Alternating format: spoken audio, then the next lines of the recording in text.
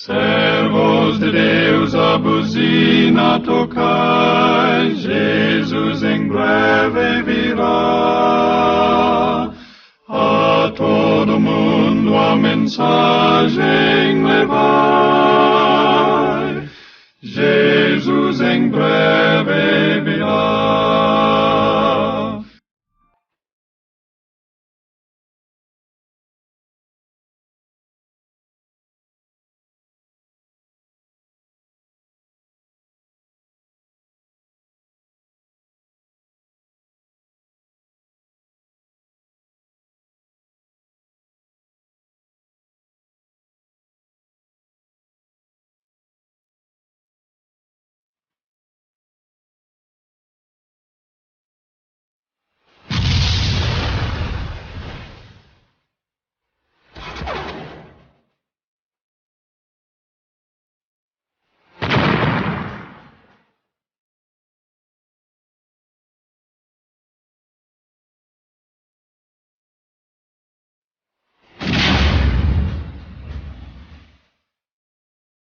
Servos de Deus, a buzina tocai, Jesus em breve virá.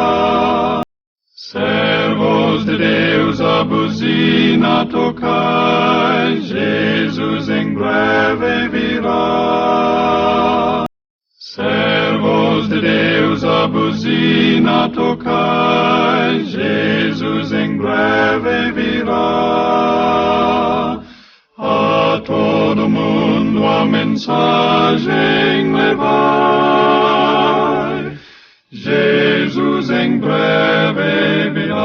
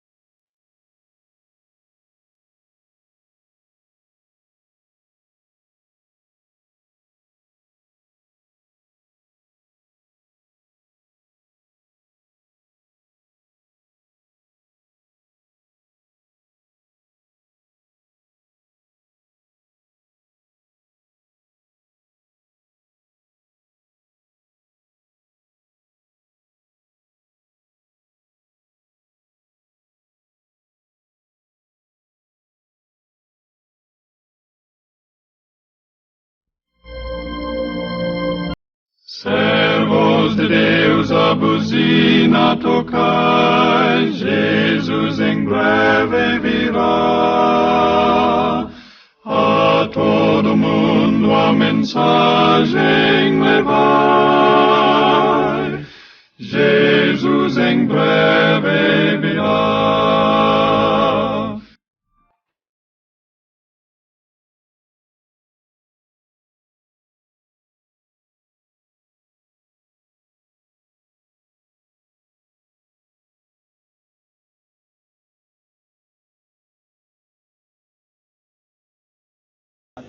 Deus procurou defender sua lei perante o mundo, para contestar completamente os princípios do seu governo, como os de Satanás. Através desse povo, Deus procurou iluminar a terra com o conhecimento de seu glorioso caráter de amor e justiça, expondo assim os enganos encobertos de Satanás para sempre. Por décadas até agora, estes grandes homens e mulheres de fé têm estado a dormir em suas sepulturas, mas o propósito de Deus para o movimento do segundo advento, as pessoas conhecidas hoje como adventistas do sétimo dia, ainda é o mesmo. Os princípios da verdade bíblica que animaram as vidas devotas Os pioneiros adventistas continuam vivos hoje.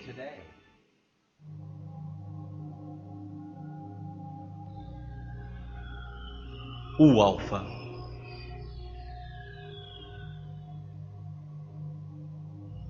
E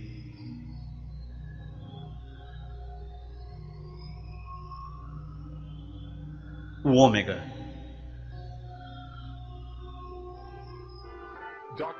Dr. John F. Kellogg, inventor brilhante, nutricionista e médico, era um dos homens mais famosos da história da Igreja Adventista do Sétimo Dia.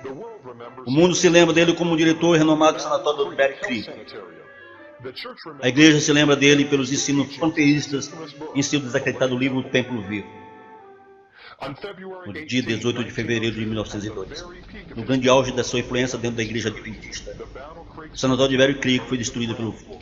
Dr. Kellogg rapidamente fez planos para o reconstruir e solicitou a ajuda do Comitê da Conferência Geral. O presidente A.G. Daniels sugeriu ao Dr. Kellogg escrever um livro básico de fisiologia e saúde, para ser vendido pelos Adventistas do Sétimo Dia por todos os Estados Unidos.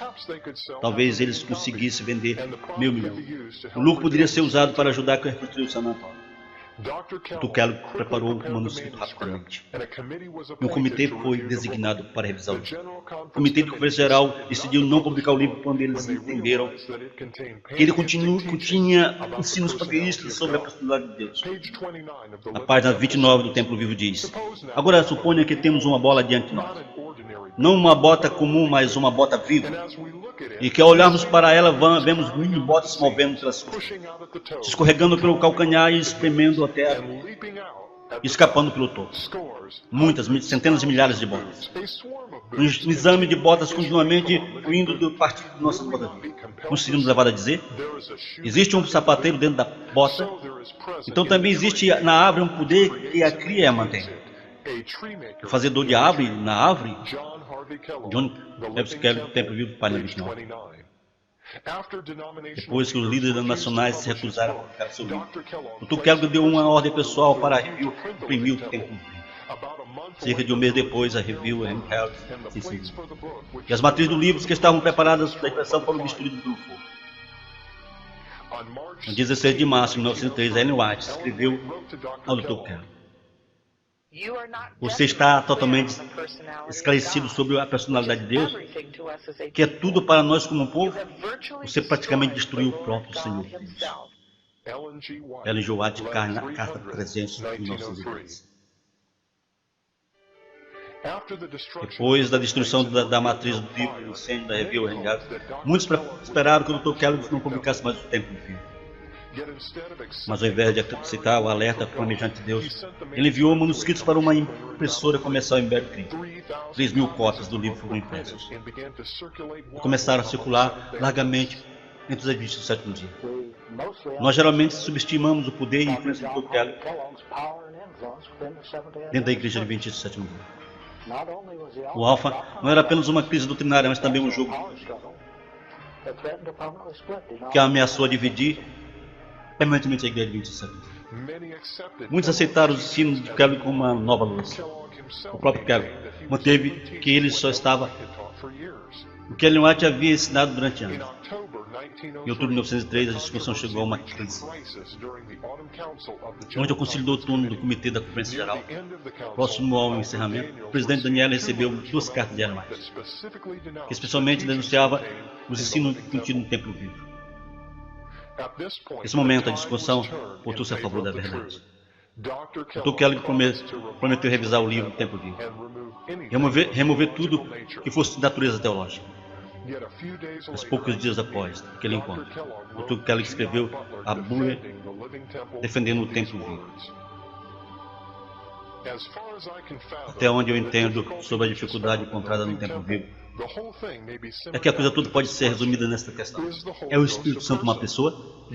Você diz que não. Eu tinha achado que a Bíblia diz que sim, pelo fato de que o pronome pessoal ele é usado em referência ao Espírito Santo. A irmã White usa o pronome ele mencionou em diversos textos que o Espírito Santo é a terceira pessoa da divindade.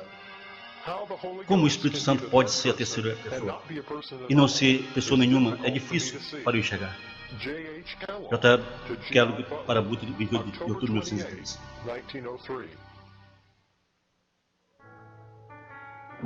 A maioria dos adventistas acredita que os ensinos errôneos de Kellogg eram apenas sua compreensão patrística, mas a maioria não sabe que Kellogg confessou a sua carta de G. A. Butler.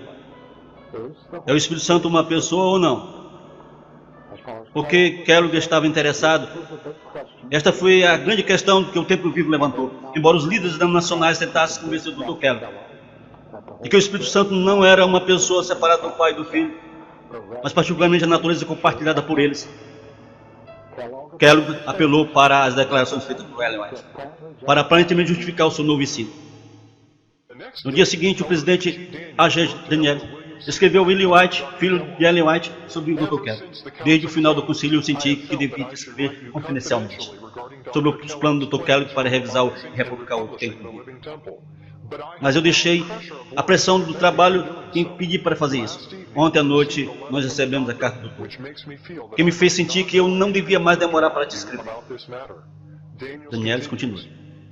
Ele disse que, por todo o tempo, tinha se preocupado em saber como explicar o caráter de Deus, a sua relação com as obras criadas. Ele tem certeza de que cria apenas o que o seu testemunho ensina, e no que Wagner e o pastor Jones pregaram por anos. Mas ele desconfiava que eles não expressavam o assunto de forma correta. Então ele afirmou que as suas antigas visões sobre a Trindade o atrapalhavam de fazer uma declaração clara e absolutamente correta. E que por um certo momento que ele creu na Trindade, conseguiu ver bem claramente que ele estava toda a dificuldade. Achou que agora podia resolver as questões satisfatoriamente. Ele me disse que agora crê em Deus Pai, Deus o Filho e Deus o Espírito Santo. E agora entende que o Espírito Santo não o Pai que preenche todo o espaço e todas as coisas vivas. A.G. Daniel para William White, 29 de outubro de 1903. O ex-presidente J. Butler respondeu: aos falsos ensinos de Kellogg se tornou o Espírito Santo nessas palavras. Até onde, irmão White, vocês estão em perfeito acordo, é preocupante. Eu devo deixar isso totalmente entre você e ela. A irmã White disse que não há perfeito acordo. Você declara que há. Eu conheço algumas das observações dela que lhe dão forte base para você declarar que ela está de acordo. Sou honesto e franco o suficiente para dizer isso. Mas eu devo dar a ela o crédito até que ela abandone isso. E dizer que há uma diferença também. Eu não creio que você possa dizer plenamente o que ela quer dizer. Então Butler acrescenta: Deus habita em nós pelo seu Santo Espírito como confrontador, como reprovador, mas como um formador. Quando nós vamos a Ele, nós participamos dele nesse sentido. Porque o Espírito vem a partir dele, vem do Pai e do Filho. Não é uma pessoa andando por aí a pé ou voando como um ser literal, no mesmo sentido que Cristo e o Pai fazem. Pelo menos, se é assim, está totalmente além da minha compreensão, de entendimento da linguagem ou das palavras. J. Butler para Kellogg, 5 de abril de 1904. Por que os líderes da igreja ficaram tão surpresos e espantados com os ensinamentos especulativos de Kellogg acerca do Espírito Santo e da Trindade? Simplesmente porque naquele tempo a igreja adventista era estritamente não trinitariana, tanto nas crenças fundamentais como nos livros publicados. Todos os líderes da igreja e a maioria dos adventistas estavam cientes disso. Qualquer um que publicasse opiniões panteístas ou trinitárias estava definitivamente indo contra a instituição de Deus, os bem estabelecidos ensinamentos sobre Deus. Embora o Dr. Kellogg continuasse a citar Ellen White em suporte dos seus ensinos, ela queria que esta crise doutrinária era a maior que a igreja do sétimo dia já tinha enfrentado. Durante os anos seguintes, Ellen White publicaria vários alertas contra o perigo dos ensinos especulativos sobre a personalidade de Deus. Vários capítulos em seu livro, Ministry of, foram dedicados a este assunto. Página 409 enfatiza esta importância do verdadeiro conhecimento de Deus nessas palavras. Como nosso Salvador, estamos neste mundo para fazer um serviço para Deus. Estamos aqui para nos tornarmos como Deus no caráter e para uma vida de serviço que revela ao mundo. E na missão de sermos cooperadores dele. A missão de nos tornarmos como Ele e revelar o seu caráter. Nós devemos conhecê-lo satisfatoriamente. Não devemos conhecê-lo como ele se revela. O conhecimento de Deus é a base de toda educação verdadeira e todo serviço verdadeiro. Esta é a única verdadeira proteção contra a tentação. É somente isto que pode nos fazer como Deus no caráter. Este é o conhecimento necessário para todos que trabalham para reerguer outras pessoas. Transformação do caráter, pureza de vida, eficiência no serviço, adesão aos princípios corretos, tudo depende de um correto conhecimento de Deus. Este conhecimento é a preparação essencial, tanto para esta vida como para o porvir. Ellen White, Sexto Bom Viver, página 409. Em 1904, Ellen White publicou um artigo intitulado Fundamento de Nossa Fé, mensagem escolhida do volume 1, página 201. Este artigo, ela adverte: como povo, estamos nos firmando na plataforma da verdade eterna, que tem resistido ao teste e ao exame. Estamos a sustentar os pilares verificáveis da nossa fé. Os princípios da verdade que Deus nos revelou são nossos únicos fundamentos. Eles fizeram de nós o que nós somos. Então ela diz: eu tenho sido instruída pelo mensageiro celeste que alguns dos raciocínios do livro Templo Vivo são faliciosos, que tal raciocínio desencaminhará as mentes daqueles que não estão profundamente firmados nos princípios fundamentais da verdade presente. Ela introduz aquilo que não passa de uma especulação acerca da personalidade de Deus e onde sua presença está. Ninguém nesta terra possui o direito de especular nesta questão. Então ela adiciona: teoria espiritualista sobre a personalidade de Deus, seguindo as lógicas conclusões deles, derrubam toda a eficiência cristã. No mesmo artigo, Ellen White chama as especulações de Dr. Kellogg sobre Deus como alfa, o início das heresias fatais. Além disso, ela também prediz que o ômega, o final destas heresias doutrinárias, seria introduzido na igreja em algum tempo no futuro. Ela escreve: não se engane, muitos se afastaram da fé, dando ouvidos a espíritos sedutores e doutrinas de demônios. Agora temos diante de nós o alfa deste perigo. O ômega será de uma natureza mais impressionante. Mensagem escolhida do volume 1, página 197. Mais uma vez, na página 203, nós lemos a sua previsão sobre o ômega. O Templo Vivo contém o alfa destas teorias. Eu soube que o ômega se sucederá em pouco tempo e temi pelo nosso povo. Mensagem escolhida, volume 1, página 203. Ellen White profetizou que o ômega das heresias doutrinárias entraria na igreja. No mesmo artigo, ela também prediz os terríveis resultados e consequências que esta mudança doutrinária iria fazer. O inimigo das almas está tentando trazer a ideia de que uma grande reforma devia tomar lugar entre os adventistas do sétimo dia. E que esta reforma deveria consistir em desistir das doutrinas que se firmaram como os pilares da nossa fé e se engajar em um processo de reorganização.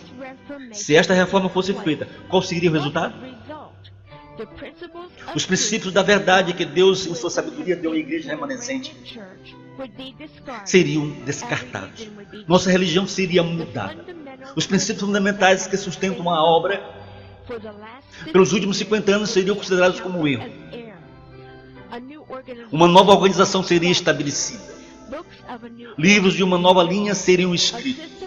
Um sistema de filosofia intelectual seria introduzido. Os fundadores desses sistemas iriam pelas cidades e fariam um trabalho incrível. O sábado, logicamente, seria levianamente observado, como também o Deus que o criou. Nada seria permitido opor-se ao novo movimento. Os líderes ensinariam que a virtude é melhor do que o vício, mas com Deus sendo removido, eles colocariam as suas dependências no poder humano, que sem Deus não tem valor. Os fundamentos deles seriam construídos na areia. Os ataques e as tormentas varreriam a estrutura. Quem tem autoridade para começar um movimento como esse? Temos nossas Bíblias, temos nossas experiências. atestado pelo trabalho miraculoso do Espírito Santo. Nós temos uma verdade que não se admite negociar. Nós não iremos rejeitar tudo aquilo que não está em harmonia com esta verdade. Mensagem escolhida, volume 1, página 204, 205.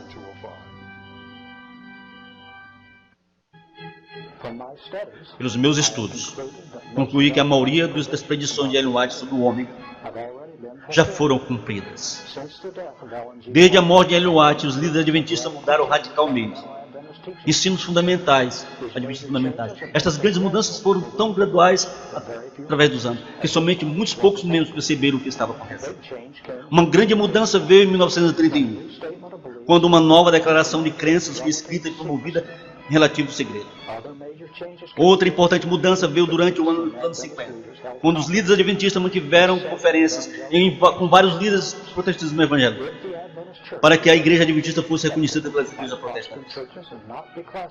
A não ser classificada por eles como uma seita perigosa, devia mudar certos ensinos. Estas mudanças foram feitas durante os anos 50.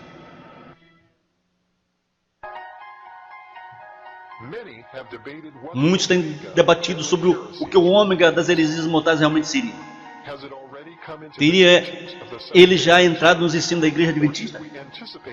Ou nós deveríamos ficar esperando que esses falsos ensinos cheguem algum dia? Para responder estas questões vitais, precisamos simplesmente fazer. Os adventistas do sétimo dia mudaram alguns dos seus ensinos fundamentais sobre a personalidade de Deus nos últimos 83 anos, desde a morte de Ellen White? E só líderes da denominação confirmam uma única mudança doutrinária feita.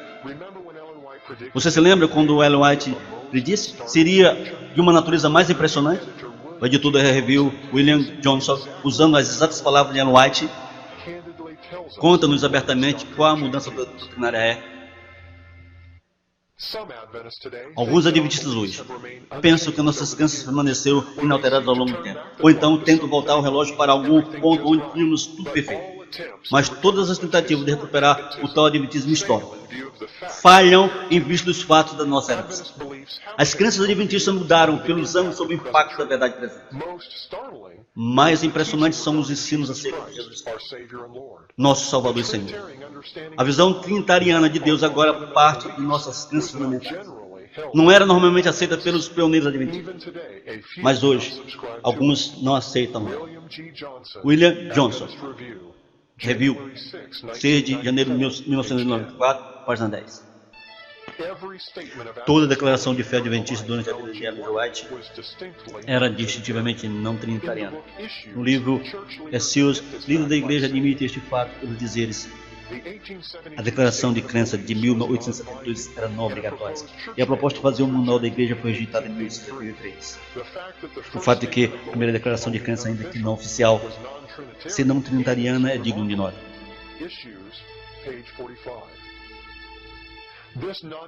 Esta declaração de crenças não trinitária permaneceu sem mudança e sendo publicada no Yearbook até 1931. Novamente, o escritor do livro Seals confirma: mas até então parecia que mudar para uma teologia trinitária seria uma mudança significativa no pensamento adventista.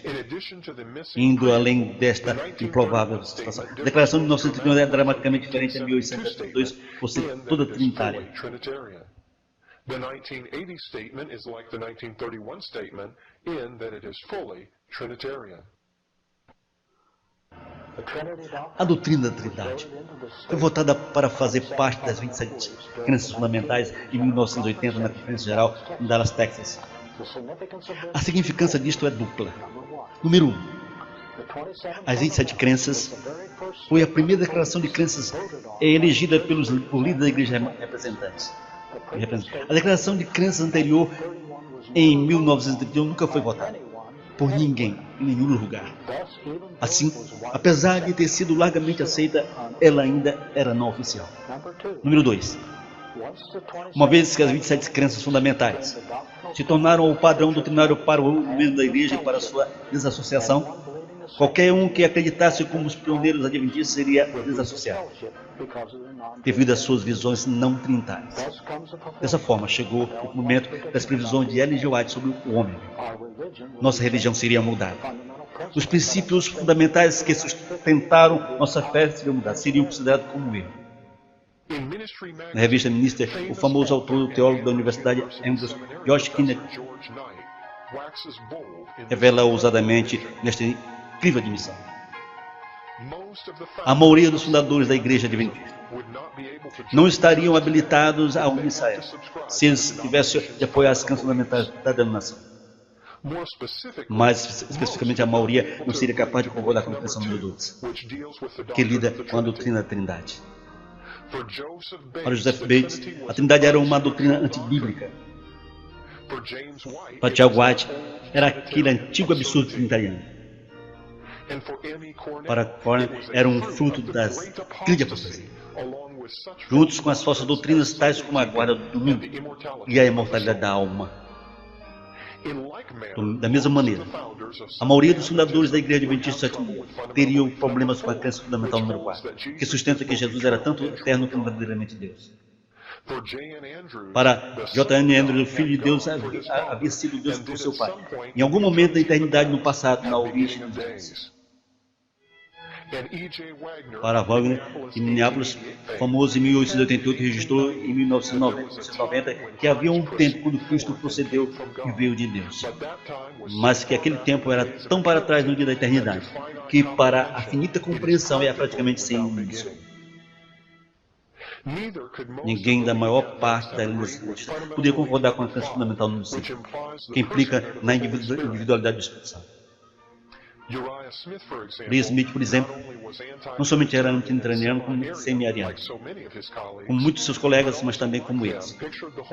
Pintava o Espírito Santo como uma divina e misteriosa emanação, através da qual eles, o Pai e o Filho, levavam diante de si grande e infinita obra. Em outra ocasião, Smith pintou o Espírito Santo como uma influência divina, e não uma pessoa como o Pai e o Filho. George Knight, revista Minister, outubro de 1993, página 10. Não apenas Knight é corajoso bastante para admitir que a Trindade é uma mudança radical na doutrina adventista, mas ele é franco e honesto o suficiente para nomear esse ensinamento uma nova teologia do Adventismo.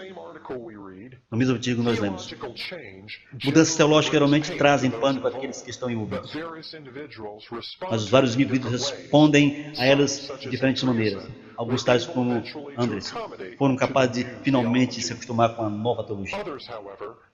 Outros, no entanto, acharam a acomodação impossível. Assim foi o Wasblu, um ministro aposentado em 1939. Publicou um panfleto onde ele apontou que a doutrina da Trindade era uma cruel monstruosidade pagã, uma invenção absurda e impossível. Uma acusação blasfema e uma tolice absurda, caricatura irreverente. Além disso, ela era uma doutrina romana que estava tentando introduzir a sua presença entre os ensinos das três mensagens angélicas. Mas o Bull também reivindica que o Scott não poderia ser um adventista do sétimo dia por ele crer na Trindade. O presidente do Conselho Geral ficou tão impressionado com o panfleto de Asbull que ele mandou 32 cópias para distribuir aos seus ministros. Enquanto isso, o arianismo proposto no livro de Smith, Daniel e Apocalipse não foi removido até a metade dos anos 40. George Knight, a revista Minister, outubro de 1993, página 11. Embora George Knight admite que a doutrina da Trindade era a nova teologia do Adventismo, ele não admite que Osbury também cria que a doutrina da Trindade vindo para a igreja naquele momento era o ômega da apostasia. Nós lemos do panfleto de Osbury. Os adventistas do sétimo dia reivindicam tomar a palavra de Deus como autoridade suprema e terem saído do Babilônia, terem renunciado para sempre às vãs tradições de Roma. Se nós pudéssemos voltar para a imortalidade da alma e criatura, momento eterno e descanso dominical, isso não seria nada menos que apostasia? No entanto, se pularmos todas essas doutrinas, se aceitarmos o ensino da doutrina raiz central do romanismo, a Trindade, ensinamos que o Filho de Deus não morreu, Mesmo que nossas palavras pareçam ser espirituais, isso não é nada mais, nada menos do que apostasia? Não é o verdadeiro ômega da apostasia? Washburn, 1939. Esta pergunta poderia ser feita. E a Trindade, a doutrina raiz central do romanismo? É? Deixamos o catolicismo falar por ele mesmo. No Manual do Católico de hoje, página 16, nós lemos: o mistério da Trindade é a doutrina central da fé católica. Sobre ele está baseado todos os outros ensinos da igreja. Manual do Católico hoje, página 16. Seria possível que a igreja do sétimo dia tenha rejeitado as verdades bíblicas a respeito da personalidade de Deus e aceitado a doutrina central da fé católica em seu lugar? Se os pioneiros adventistas não poderiam fazer parte dessa igreja por suas visões não trinitárias, o que isso quer dizer? Quer dizer uma de duas coisas. Ou os pioneiros acreditaram ou ensinaram um erro doutrinário gravíssimo, e a igreja moderna corrigiu este erro nas 27 crenças fundamentais. Ou dois, a crença não trinitária dos pioneiros era a verdade bíblica correta sobre Deus. E a igreja moderna rejeitou esta verdade a favor da mentira papal. Dois destacados líderes da igreja adventista exemplificaram esta confusão e especulativa nova teoria sobre Deus. As 27 crenças fundamentais do Adventismo no sétimo dia não são invenções feitas por homens. Elas são os ensinos de Jesus Cristo, dados aos profetas que escreveram as Escrituras, que foram passadas de geração em geração desde o tempo de Moisés. Tome, por exemplo, e largamente aceita a doutrina da Trindade. Nenhuma é capaz de explicar tão maravilhosa verdade. Deus é um. Pai, Filho e Espírito Santo. O ponto é que quando você recebe Jesus Cristo como seu Salvador e amigo, a Trindade habita em seu coração. Conhecer Cristo é conhecer a divindade. A doutrina da Trindade é centrada em Cristo. O Espírito Santo é uma pessoa. Você sabe que a Bíblia ensina que o Espírito Santo parte da plena essência de Deus? O Espírito Santo é parte da Trindade. Nós cremos em Deus Pai, Deus Filho e Deus Espírito Santo. E o trabalho do Espírito Santo é tremendamente importante. Até onde você e eu podemos compreender. E número 3, eu devo receber hoje o poderoso derramamento de Deus, o Espírito Santo.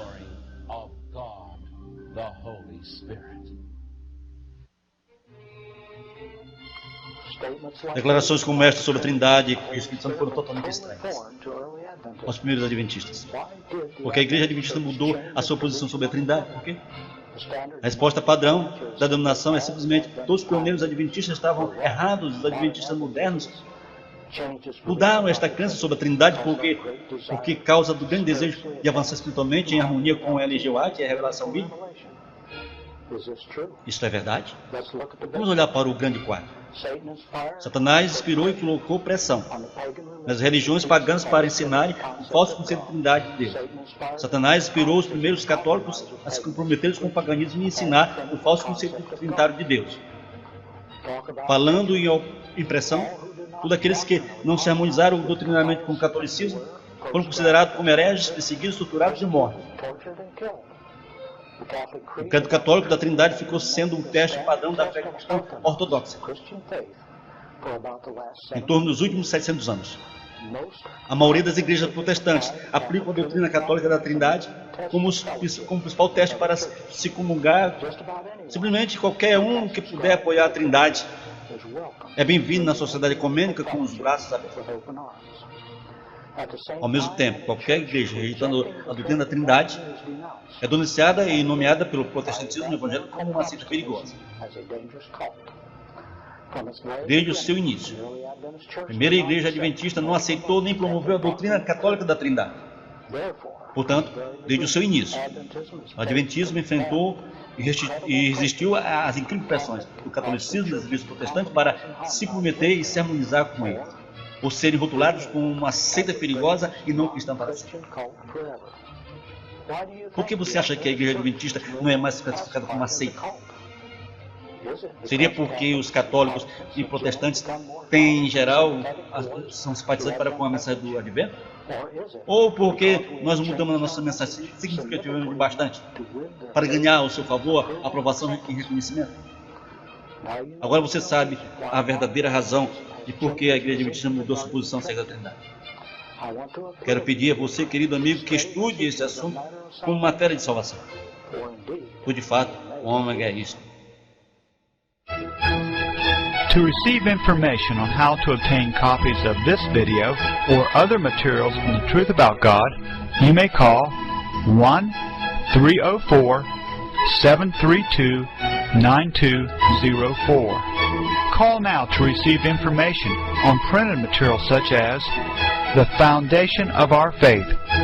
This volume of over 230 pages explores 150 years of Christology within Seventh-day Adventism, a must-have for those interested in historic Adventism and the nature of Christ.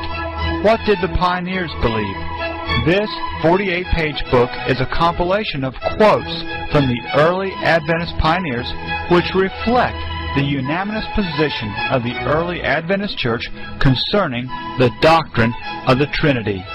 Who is telling the truth about God? This 42-page booklet documents what the Bible, Ellen White, and the early Adventist pioneers taught on the doctrine of God, and then in the final 3 chapters provides documentation contrasting that belief with what is found within many of the independent ministries, the Seventh-day Adventist Corporate Church, and Roman Catholicism today. 100 and More Mysteries of the Trinity, a 33-page booklet which presents over 100 paradoxes to the Christian who wishes to believe the doctrine of the Trinity. The Formulation of the Doctrine of the Trinity, a 24-page booklet presenting an account of how the Trinity doctrine came to be considered an orthodox teaching within Christianity. You will be intrigued to learn the events surrounding the formulation of what is supposed to be Christianity's most basic doctrine. The Spirit of Antichrist, a 22-page booklet which lays out the evil nature of the harlot's central doctrine, the Trinity. This booklet clearly shows how the Trinity doctrine is a denial that Jesus is the Son of God and a denial that Jesus Christ actually came in the flesh. Electronic versions of these books are available to download free without cost from the Internet. Please visit our website at smyrna.org and check out the book section. A detailed series of messages on the truth about God is also available on both audio and video cassette formats. Some of the titles include The Love of God, Who is the God of the Bible? The Father and the Son, The Holy Spirit, The Death of Christ, and The Return of the Fourth Angel. These messages are available in 2 versions, one especially for Seventh-day Adventists, and another for non-Adventists which do not use Ellen White's quotations.